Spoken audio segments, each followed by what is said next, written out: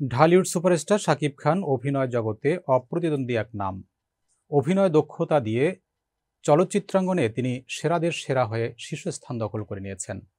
শাকিবের cinema মানেই hit, দর্শকের উপচে পড়া ভিড়। তবে অভিনয় জগতে সফলতা অর্জন করলেও খেলার মাঠে একের পর এক হেরেই চলছে শাকিবের দল ঢাকা ক্যাপিটালস।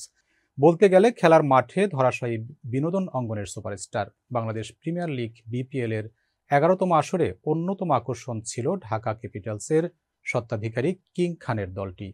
কিন্তু গত ৩০ ডিসেম্বর খেলা শুরুর পর থেকেই একের পর এক হার হজম করে যাচ্ছে ঢাকা ক্যাপিটালস।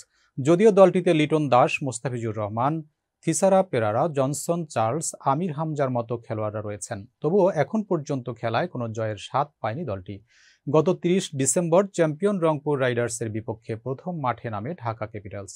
প্রথম ম্যাচেই ৪০ রানের ব্যবধানে হারে দলটি। এরপর দ্বিতীয় ম্যাচে দুর্বার রাজশাহী, তৃতীয় ম্যাচে খুলনা টাইগার্স এবং চতুর্থ ম্যাচে আবারও রংপুর রাইডার্সের কাছে হারে ঢাকা ক্যাপিটালস। তবে হার দিয়ে সমর্থকদের হতাশা না হওয়ার অনুরোধ করেছেন দলটির খেলোয়াড়রা। আগামী ম্যাচগুলোতে দলটি ঘুরে দাঁড়াবে বলে আশাবাদ ব্যক্ত করেন তারা। এদিকে শাকিব খান বর্তমানে ব্যস্ত রয়েছেন নিজের আসন্ন চলচ্চিত্র বরবাদ নিয়ে। মেহেদী হাসান হৃদয় পরিচালিত সিনেমাটিতে শাকিব খান ছাড়াও অভিনয় করেছেন ইধিকা পাল, যিশু সেনগুপ্ত, মানব সচদেব, মিশা সওদাগর সহ আরও অনেকে। এছাড়া বরবাদের একটি আইটেম গানে পারফর্ম করেছেন কলকাতার নায়িকা নুসরাত জাহান।